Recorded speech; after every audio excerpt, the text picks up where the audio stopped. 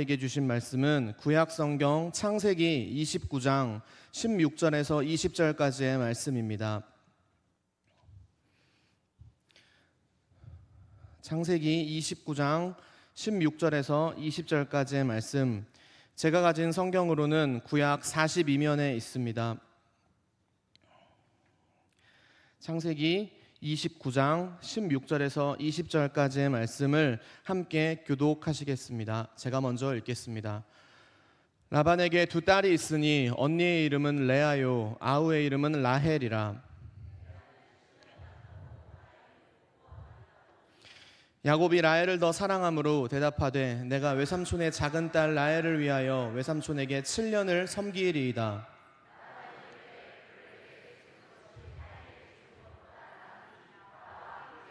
함께 읽겠습니다.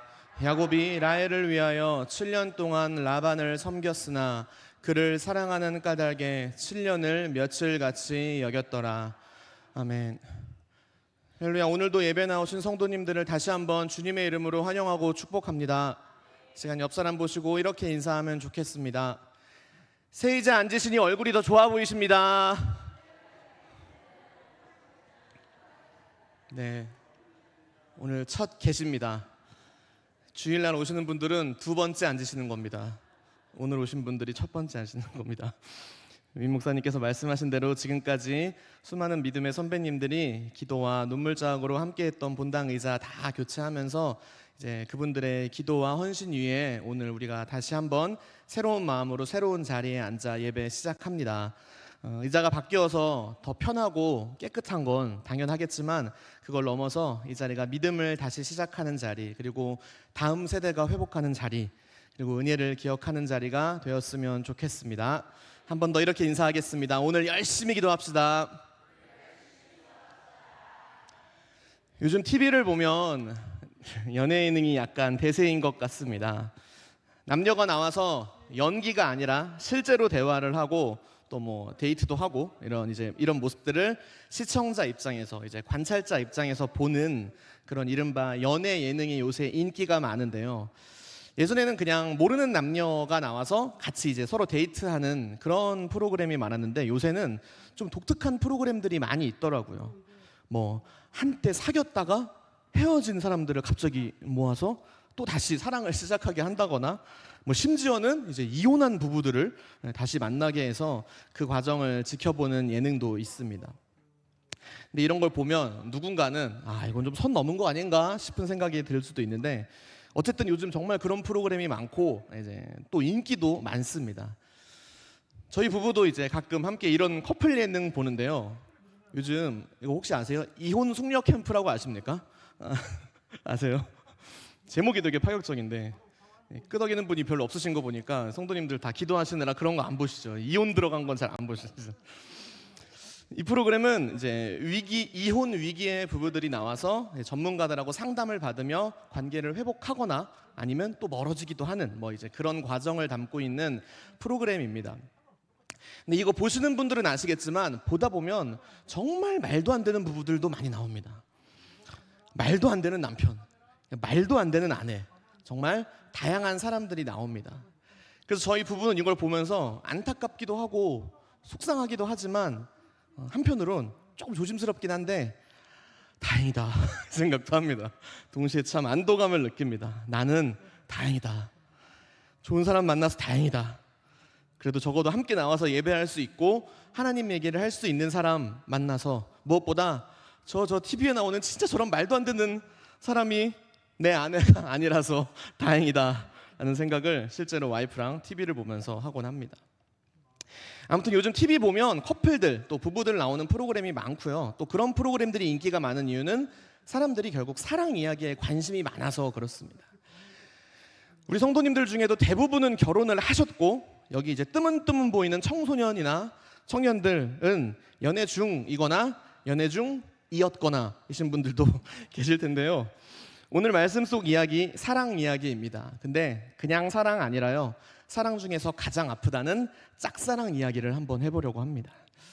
오늘 본문에는 그렇게 짝사랑하고 있는 한 사람이 등장합니다. 오늘 저희가 읽은 말씀에 나오는 인물은 성도님들 아마 다 아는 얘기실 겁니다. 다 아는 얘기실 건데 혹시 모르는 분 있으실 수도 있어서 짧게 말씀드리면 주인공은 일단 야곱입니다. 야곱은 형인 에서와 함께 태어난 쌍둥이 동생이었습니다. 근데 이 야곱이 어느 날 형의 장자권, 즉 첫째 아들의 권리를 팥죽 한 그릇하고 바꾸자고 제안합니다. 그리고 심지어는 아버지 이삭이 죽기 전에 해줄 수 있는 어떤 장자에게 해주는 결정적인 축복까지도 형에게서 다 가로채 버립니다. 원래는 에서가 받아야 할 축복인데 야곱이 그걸 다 빼앗아 버립니다. 그 일로 형인 에서가 분노합니다. 그래서 동생인 야곱을 죽이겠다. 그래서 마음을 먹습니다. 그래서 아시다시피 야곱이 집을 나오죠. 그래서 외삼촌 라반이 살고 있는 하란이라는 땅으로 도망칩니다. 그리고 그곳에서 야곱이 두 명의 여자를 만나게 되는데요. 말씀 읽어서 아시겠지만 그 외삼촌의 딸들, 첫째 딸 레아, 둘째 딸 라헬을 만나게 됩니다. 근데 여기서 야곱이 한 여자에게 반합니다. 누굴까요? 네, 잘 아시네요. 둘째 딸 라헬에게 첫눈에 반해버리고 맙니다. 그래서 야곱이 외삼촌한테 말합니다. 창세기 29장 18절 말씀 우리 띄워주시면 한 목소리로 같이 읽어보겠습니다. 야곱이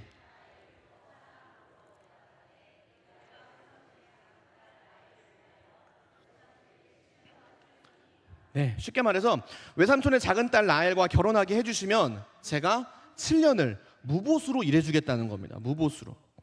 그리고 야곱은 실제로 7년 묵묵히 일했습니다. 그의 마음에 라헬을 사랑하는 마음이 가득했거든요. 그리고 시간이 흘러 7년이 지나서 야곱이 라반에게 다시 이야기합니다. 약속하신 7년이 됐습니다. 라헬을 주십시오. 그리고 이 말에 라반도 알겠다고 합니다. 그래서 성대한 결혼잔치가 열리고 첫날 밤이 지났습니다. 근데 다 아시죠? 다음날 눈을 뜬 야곱 옆에 있던 사람은 레아였습니까? 라헬이었습니까? 네, 레아였습니다. 레아였어요. 레아. 야곱은 분명 라헬과 결혼한 줄 알았는데 알고 보니 삼촌 라반이 속임수를 썼던 겁니다. 그럼 왜 속였을까요? 창세기 29장 26절에서 그 이유가 나오는데요. 제가 읽어보겠습니다. 라반이 이르되 언니보다 아우를 먼저 주는 것은 우리 지방에서 하지 아니하는 바이라. 자, 뭐라고 하는 거냐면 우리 지방의 관습은 언니가 먼저 시집을 가야 된다는 거예요. 그래야 동생이 결혼할 수 있다는 겁니다. 네, 말은 돼요. 말은 됩니다. 근데 야곱 입장에선 말이 안 됩니다. 왜냐? 그런 전통이 있었다면 미리 말해야죠. 미리 말해야죠. 하지만 라반이 말하지 않았단 말이죠. 그러니까 야곱의 7년을 이용해서 일만 시키고 결국 첫째 딸 레아를 먼저 시집 보낸 겁니다. 그리고 라반이 뻔뻔하게 다시 말해요. 너가 정말 라헬을 사랑해서 결혼하고 싶으면 7년만 더 일해. 이번엔 진짜야. 그땐 라헬 줄게. 7년을 더 일하면 라헬을 주겠다는 조건을, 정말 뻔뻔한 조건을 라반이 내거는데 놀랍게도 야곱이 그 말을 받아들입니다. 알겠습니다. 7년 더 일하겠습니다. 이야기합니다. 왜 그랬을까요? 라헬을 그렇죠. 사랑하니까요. 사랑하니까. 그래서 결국 야곱은 7년 더 일하게 되었고요. 결론적으로 레아와 라헬 두 아내를 둘 다 얻게 됩니다. 그게 창세기 29장 전체 내용입니다. 근데요, 우리가 이 말씀을 볼 때 보통은 결론을 이렇게 내립니다. 야곱이 라헬을 얼마나 사랑했는지를 한번 보고 우리도 누군가를 사랑할 거면 저렇게 사랑해라. 이런 식의 결론을 내립니다. 철저하게 야곱 입장에서 이 본문을 해석합니다. 하지만 오늘은 조금 다른 관점에서 이 말씀을 보려고 합니다. 오늘의 주인공은 사랑을 많이 했던 야곱도 사랑을 많이 받았던 라헬도 아닙니다. 사랑을 한 번도 받지 못한 짝사랑으로 평생을 살아야 했던 레아의 이야기를 함께 이야기해보고자 합니다. 성경에도 나와 있듯이 야곱은 라헬을 사랑했습니다. 그래서 무려 7년을 일한 거고 그 후에 속임을 당했으면서도 7년을 더 일한 것입니다. 근데 기억해보면 야곱의 아내는 라헬만이 아니었습니다. 그렇죠? 첫째 딸 레아도 엄연히 그의 아내입니다. 그럼 인간적으로 야곱은 레아도 사랑했어야 합니다. 사랑했어야 합니다. 물론 라헬을 더 사랑하는 건 상관없어요. 라헬을 더 사랑할 수는 있겠죠. 그건 어쩔 수 없는 감정입니다. 하지만 두 여자 모두와 첫날 밤을 보낸 남편이라면 최소한의 책임감과 배려는 야곱에게 있었어야 한다는 것입니다. 그런데 그는 그러지 않았습니다. 오늘 본문 31절 우리 함께 읽어보도록 하겠습니다.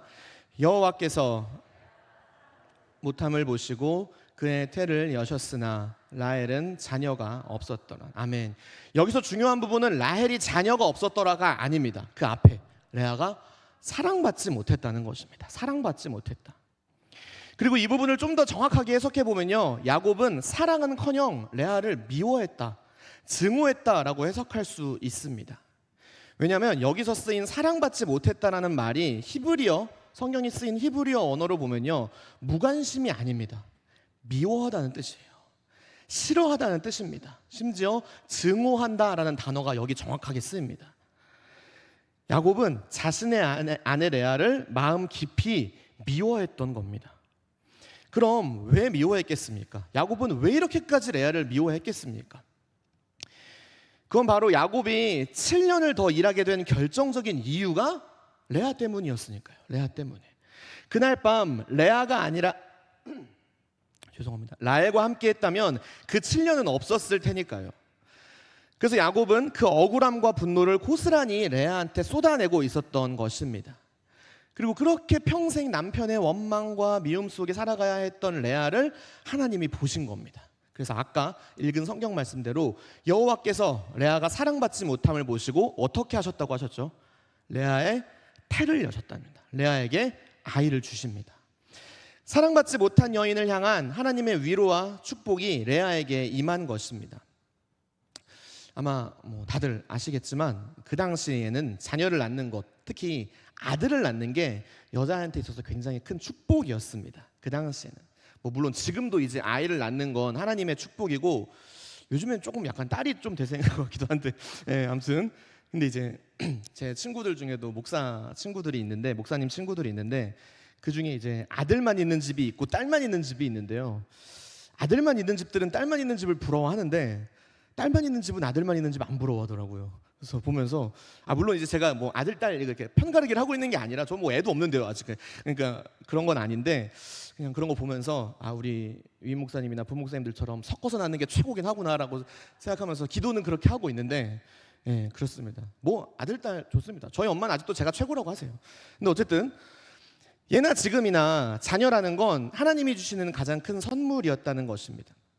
그렇기 때문에 레아가 아이를 낳았다는 건 남편인 야곱한테 사랑받을 수 있는 정당한 이유가 생긴 것과 똑같은 거였어요. 그래서 실제로 32절 보면요, 레아가 첫째 아들을 낳고 나서 이렇게 말합니다. 제가 한번 읽어보겠습니다. 레아가 임신하여 아들을 낳고 그 이름을 르우벤이라 하여 이르되 여호와께서 나의 괴로움을 돌보셨으니 이제는 내 남편이 나를 사랑하리로다 하였더라. 여러분, 얼마나 마음이 아팠으면, 얼마나 사랑이 고팠으면 아들을 낳고 제일 먼저 한 말이 이제는 남편이 날 좀 사랑해 주겠지 였겠습니까? 그동안 레아가 얼마나 외로웠는지 이 한마디에서 느껴지는 것 같다라는 거죠. 그럼 야곱은 이후에 정말로 레아를 사랑했을까요? 그렇게 힘들게 아들을 낳아줬는데 그 이후에 좀 달라졌을까요? 아닙니다. 33절 말씀 보면요, 레아가 둘째 아들을 낳고 이렇게 말합니다. 제가 읽어보겠습니다. 그가 다시 임신하여 아들을 낳고 이르되 여호와께서 내가 사랑받지 못함을 들으셨으므로 내게 이 아들도 주셨도다 하고 그의 이름을 시므온이라 하였으며. 자, 사랑받지 못했다는 고백이 여전히 남아 있습니다. 아들을 둘이나 낳았는데도 남편의 사랑은 여전히 받지 못했다라는 것입니다. 야곱은 레아를 바라보지 않았습니다. 그리고 레아는 그런 야곱의 시선을 받기 위해 아이를 낳고 또 낳으며 그 사랑 한 조각을 간절히 바라고 있었다는 것입니다. 잠깐 말씀드렸지만 저는 아직 아이가 없어서 잘은 모르지만 오늘날 이제 아무리 의학이 발달하고 또 이제 산부인과가 좋아져도 여성들한테 자녀를 출산한다는 건 여전히 목숨을 건다는 거랑 같은 뜻이라는 걸 아직도 알고 있습니다.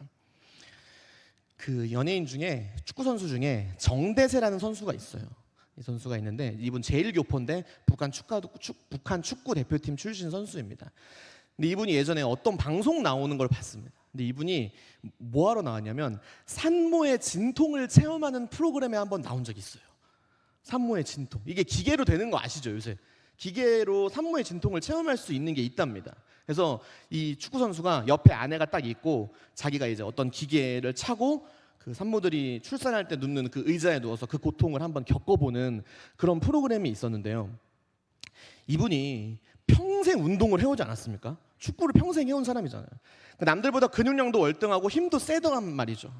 근데 이분이 진통 체험을 하는데 못 버티더라고요. 출산까지 그 고통을 못 버티더라고요. 그리고 계속 막 하늘이 노래진다 그러고 소리 지르다가 이내 포기했습니다. 그리고 나서 이렇게 말하더라고요. 자기가 평생 겪었던 고통 중에 단연코 최고가 이거라고. 죽는 줄 알았다고. 그걸 방송에서 보는데 출산의 고통이 저런 거구나. 저 정도로 힘든 거구나 생각했습니다. 그래서 그걸 보더니 제 아내도 한번 받으러 가자라고 했는데 제가 절대 안 가겠다고는 했습니다. 근데 의사들 말로는 심지어 그 기계로 하는 고통보다도 실제 출산의 고통이 더 아프다고 하더라고요. 더 어렵다고. 그리고 그 기계로 하는 체험은 그래봐야 한 3분밖에 안 하거든요. 그리고 하다가 아프면 멈춰주잖아요. 근데 여성분들은 막 10시간, 12시간, 그리고 심지어는 막 하루 넘게 그렇게 고통하시는 분도 있잖아요. 그리고 아까도 말씀드렸듯이 어쨌든 그게 그냥 보장된 고통이 아니라 목숨을 거는 고통이지 않습니까? 지금 그런 고통, 그런 각오를 이미 겪으신 분들이 이 자리에 이렇게 많이 앉아 계신 겁니다. 정말 존경합니다. 우리 집사님, 권사님들. 말씀 속 레아도 마찬가지였습니다. 레아는 지금 그런 고통을 한 번도 아니고 계속 겪고 있었습니다. 그리고 그 모든 순간마다 물론 해산의 고통 맛볼 수도 있죠. 근데 그 모든 순간마다 레아는 한 가지 생각밖에 하고 있지 않았어요. 남편의 사랑만을 한번 받아보겠다는 그런 마음 하나로 버티고 있었다라는 것입니다. 그러니까 이게 얼마나 절절한 이야기입니까? 그러면 그쯤 되면 야곱은 사랑해야죠. 그렇죠? 야곱은 이제라도 사랑했어야 합니다. 하지만 그는 그러지 않았습니다. 야곱은 여전히 레아를 사랑하지 않았습니다. 언제까지 그러냐면요, 창세기 30장 20절에 이런 말씀 읽겠습니다. 함께 읽겠습니다. 레아가 이르되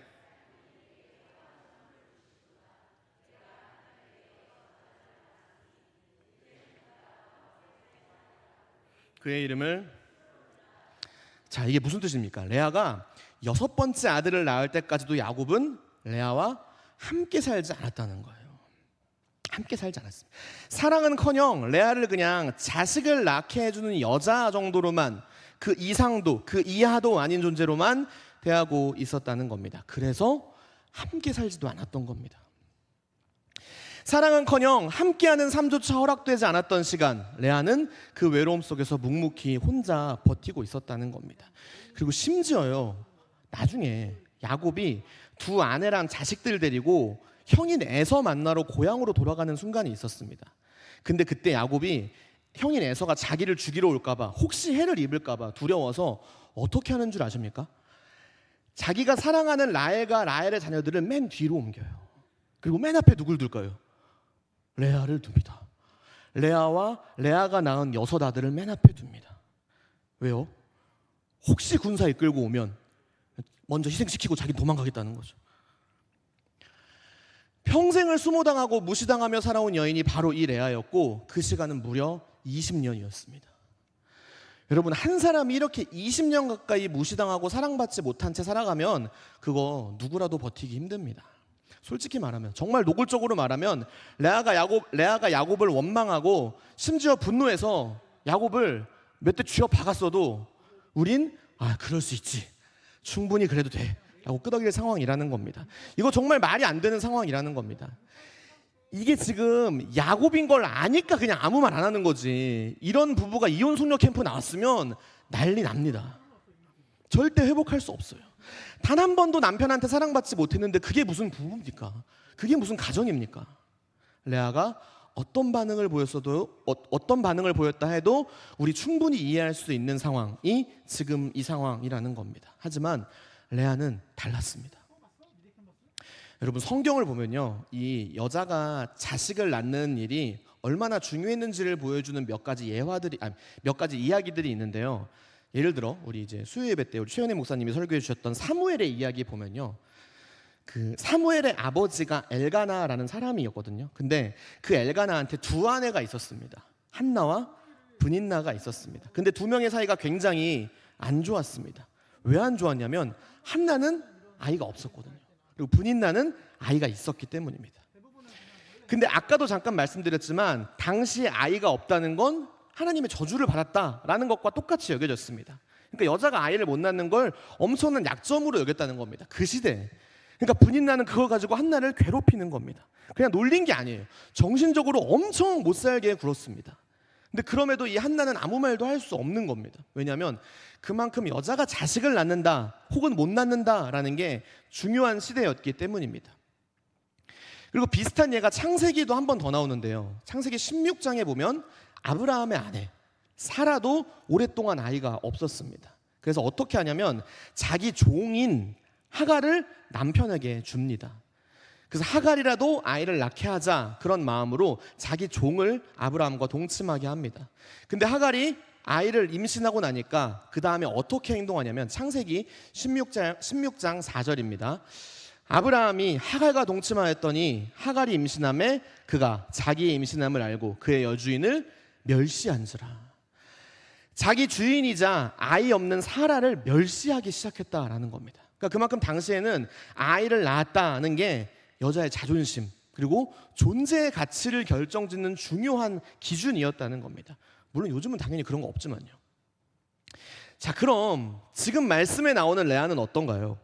지금 레아는 아들을 하나도 아니고 둘도 아니고 계속 낳고 있습니다. 반면에 라헬은 오랫동안 아이가 없었습니다. 이거 라헬에게는 굉장히 치명적인 약점이었습니다. 그러면 이쯤 되면 레아가 라헬을 괴롭힐 수도 있지 않았겠습니까? 브닌나처럼 하갈처럼 그래 내가 사랑은 못 받지만 나는 너보다 아들을 많이 낳았잖아 이렇게 하면서 라헬을 깎아내릴 수도 있었단 말입니다. 하지만 레아는 단 한 번도 그러지 않았습니다. 사랑받지 못해도 아파도 그리고 미움을 받아도 라헬을 괴롭히거나 깎아내리지 않았다는 것입니다. 그리고 오히려 20년 동안 힘들 때마다 그리고 괴로울 때마다 레아는 하나님을 찾았습니다. 저희가 아까 살펴봤던 레아가 아이를 낳은 후의 고백들 보시면요, 그 고백들에 공통적으로 붙는 말이 있었습니다. 그게 뭐냐면 여호와께서 들으셨으므로 이거예요. 여호와께서 들으셨으므로. 무슨 뜻이냐면 레아는 늘 하나님을 바라봤다는 겁니다. 늘 하나님께 기도했다는 겁니다. 힘들 때도 괴로울 때도 그리고 심지어 아이를 낳고 기쁠 때도 늘 하나님께 나아갔다라는 것입니다. 하나님 앞에 울고 하나님 앞에 기도하며 그 모든 시간을 버텨온 것입니다. 그 누구도 원망하지 않았습니다. 하지만 그에 반해 둘째 아내였던 라헬은 어땠을까요? 오늘 말씀 17절 우리 한 목소리로 같이 읽어보겠습니다. 레아는 시력이 약하고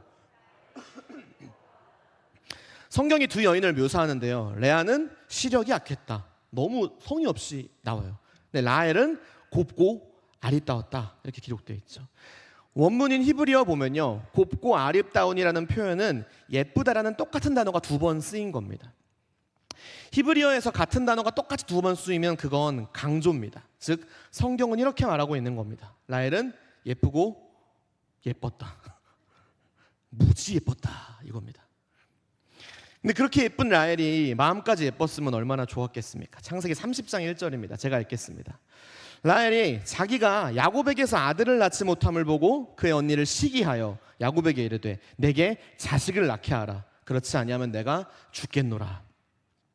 자, 자식이 없다는 이유로 언니를 시기합니다. 그리고 심지어는 야곱에게 자식 안 낳아주면 죽겠다 하고 말하고 있습니다. 여기서 말하는 죽겠노라가요, 나 힘들어 죽을 것 같아가 아닙니다. 내가 너무 힘들어서 죽을 것 같아 이게 말하고 있는 게 아닙니다. 자식 안 낳아주면 나 죽어버릴 거야 이 얘기예요. 자식 안 낳아주면. 승질이 딱 봐도 느껴지시죠? 너무 난폭하단 말이죠. 그래서 그 결과 라헬은 자신의 몸종을 야곱과 함께 살게 해요. 그래서 어떻게든 아이를 낳게 하기 위해서 실제로 아이를 낳습니다. 그래서 창세기 30장 8절에 보면 라헬이 아이를 낳고 뭐라고 하냐면 라헬이 이르되 내가 언니와 크게 경쟁하여 이겼다 하고 그의 이름을 납달리라 하였더라. 첫째 아내 레아는 아이를 낳고 나서 남편의 사랑을 바라며 하나님께 기도했습니다. 근데 둘째 아내 라헬은 아이를 낳고 나서 드디어 이겼다 라고 선언하고 있는 것입니다. 그래서 그 아이의 이름조차 경쟁, 싸움이라는 뜻의 납달리로 지은 거예요.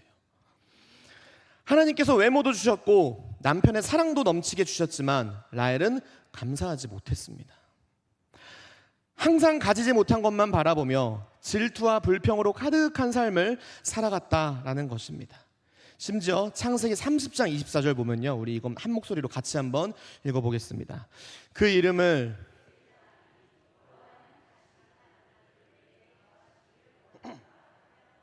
하나님께서 라헬에게 그 이름도 너무 유명한 요셉을 주십니다. 성경 전체에서 손에 꼽히는 인물, 일생 동안 단 한 번도 하나님을 원망하지 않았던 사람은 몇 명 안 됩니다. 근데 그 중에 한 명 요셉을 라헬에게 주셨다는 겁니다. 그러면 어떻게 반응하면 되겠습니까? 감사했어야죠. 근데 라헬이 뭐라고 하는지 아십니까? 하나님이 이걸 시작으로 나한테 또 다른 아들을 주실 거다. 이미 받은 선물에 감사하기보다는 앞으로 더 주실 것만 기대하며 또 다른 욕심을 품는 모습을 라헬이 지금 계속해서 보여주고 있었다라는 것입니다. 그래서 그 욕망을 담아서 지은 이름이 요셉이에요. 그러니까 라헬은 이미 받은 은혜에 감사하기보다는 더 받고 싶은 마음, 만족하지 못하는 마음을 가지고 있었다는 것입니다. 그래서 마침내 창세기 35장 16절 라헬의 마지막이 나옵니다. 그들이 베델에서 길을 떠나 에브라스에 이르기까지 얼마간 거리를 둔 곳에서 라헬이 해산하게 되어 심히 고생하여, 다음 18절입니다.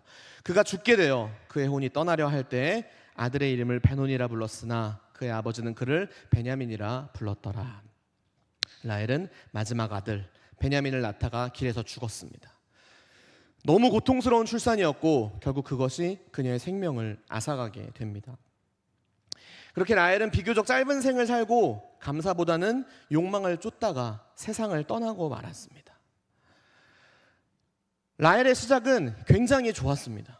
화려했고 아름다웠고 많은 걸 가진 사람이었습니다. 하지만 하나님께 감사하지 않았고 늘 불평과 불만만 가득했던 그녀는 결국 초라한 끝을 맞이할 수밖에 없었습니다. 반면에 레아는 어땠을까요?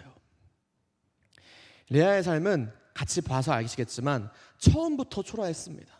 단 한 번도 사랑받지 못했습니다. 인정받지 못했습니다. 늘 외로웠습니다.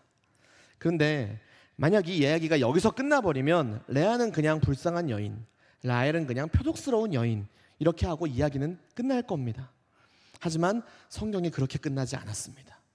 레아와 라헬의 삶은 마지막에 극적으로 역전이 됩니다. 남편의 눈길조차 받지 못한 채 쓸쓸히 낳았던 그 레아의 아들들, 그 아이들이요 훗날 이스라엘의 가장 위대한 지파들로 자라나게 됩니다. 셋째 아들 레위, 이 레위가 제사장 직분을 맡게 되는 레위 지파의 조상이 됩니다. 그 후손 중에 모세와 아론이 나옵니다. 그리고 넷째 아들 유다, 유다를 통해서 다윗이 나옵니다. 그리고 거기서 예수님도 탄생하십니다. 겉으로 보기에 가장 사랑받지 못한 여인이었지만 하나님은 그 레아를 통해 이스라엘의 중심 역사를 다 이루셨다라는 것입니다. 그리고 마지막 장면에 결정적인 반전이 하나가 나오는데요. 창세기 49장 31절에 이런 말씀이 있습니다. 제가 읽겠습니다.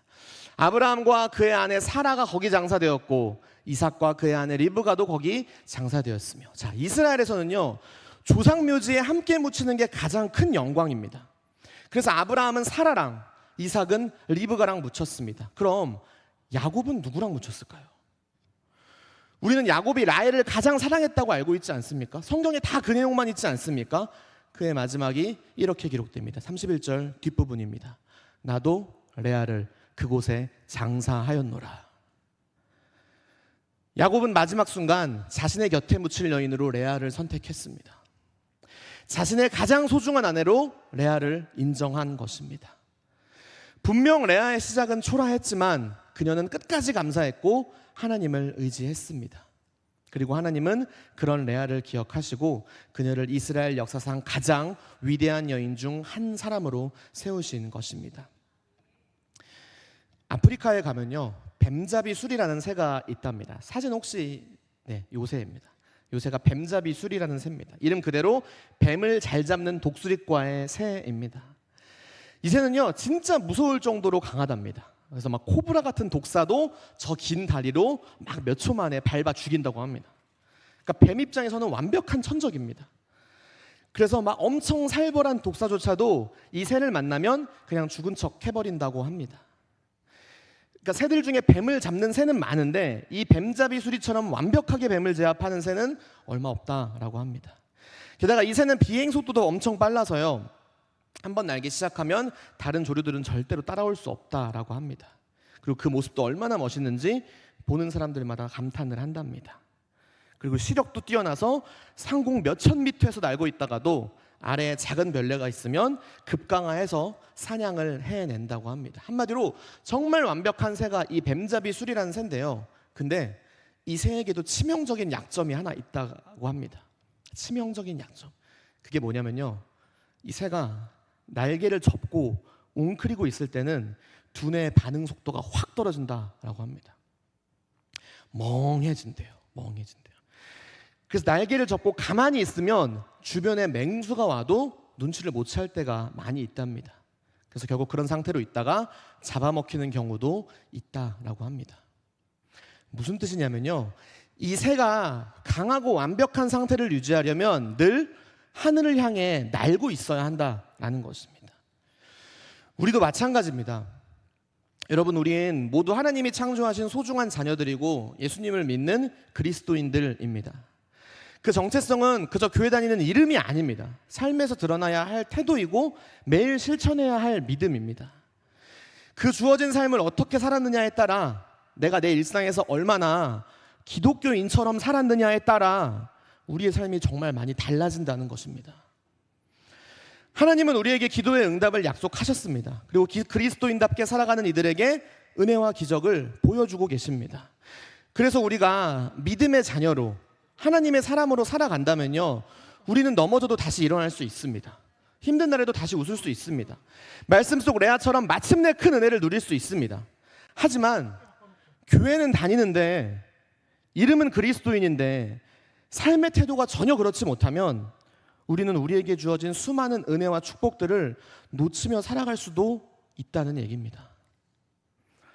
하나님은 우리 모두를 사랑하시지만 그 사랑에 응답하며 사는 사람을 통해 그분의 역사를 이루시는 분이시기 때문입니다. 요즘 많이 지치고 힘드신 분도 있으신 거 알고 있습니다. 매주 금요일마다 여기서 찬양 인도를 하면 기도 시간에 저는 이제 찬양을 불러야 되니까 기도는 하지 않지만 앞에서 이제 기도하시는 분들 보면서 마음으로 저뿐만 아니라 찬양팀이 다 기도합니다. 삶의 문제나 가정의 문제로, 자녀의 문제로, 또는 이 교회 안에서의 인간관계의 문제로, 이런 여러 가지 제목으로 힘듦 가운데 있으신 성도님들 여러분 한 사람 한 사람이 오늘처럼 이 밤 시간에 하나님 앞에 나와서 기도하실 때 하나님은 분명히 우리를 도우실 것입니다. 그렇게 약속하셨습니다. 우리가 알지 못하는 더 큰 계획으로 우리를 이끌어 가실 것입니다. 그런데 그 하나님께서 주시는 도움은 우리가 믿음으로 반응할 때 더 분명하게 경험됩니다. 날개를 펴야 완벽해지는 독수리처럼 기독교인의 능력은 기독교인답게 살아갈 때 나타나는 것입니다. 모든 사람이 불평하는 상황에서 우리도 같이 불평하고 세상이 거칠어질수록 우리도 함께 거칠어진다면 우리는 날개를 접고 사는 독수리 마냥 하나님이 주신 능력을 스스로 꺼내지 못한 채 살아가는 것과 다를 바가 없습니다. 지금 이 시간들이 어렵고 마음이 지칠 수 있는 때이지만 지금 이 시기에 우리가 감사하고 기도하며 하나님을 바라본다면 바로 그때 하나님의 도우심이, 하나님의 살아계심이 우리 삶 가운데 반드시 임하게 될 줄 믿습니다. 사랑하는 인천 신광의 성도 여러분, 지금 그 날개를 펴시기 바랍니다. 하나님은 그 믿음 위에 반드시 응답하십니다. 오늘 이 밤 그 믿음을 붙잡고 하나님 앞에 다시 서는 저희가 되길 소망합니다. 기도하겠습니다. 하나님, 오늘 이 말씀을 통해 레아처럼 사랑받지 못하고 외로웠던 시간에도 감사하며 버텼던 그 믿음을 다시 배우게 하시니 감사합니다. 주님, 우리가 보기엔 너무나 초라한 인생처럼 보여도 하나님이 함께 하시면 결국 영광으로 마무리되는 삶이 된다는 것, 그 진리를 오늘 이 밤 다시 깨닫습니다. 라헬처럼 모든 걸 가진 것 같아 보여도 감사하지 못하고 하나님을 바라보지 않으면 그 끝이 초라할 수 있음을 우리 마음에 새깁니다. 주님, 우리도 날마다 선택하며 살아갑니다. 감사할 것인지 불평할 것인지, 기도하며 나아갈 것인지 아니면 내 힘으로 버틸 것인지, 하나님 오늘 이 밤에 우리의 선택이 하나님을 향한 믿음이 되게 하여 주옵소서. 지금 우리가 처한 환경보다 우리를 이끄실 하나님을 더 깊이 믿게 하여 주시고, 눈앞의 현실보다 하나님의 계획을 더 굳게 붙들게 하여 주옵소서. 이제 우리 안에 날개를 펴고 하나님의 사람답게 살아가기를 소망합니다. 주님, 이 밤 우리의 기도를 들으시고 응답하시고 우리를 회복시켜 주옵소서. 감사드리며 예수님의 이름으로 기도드립니다. 아멘.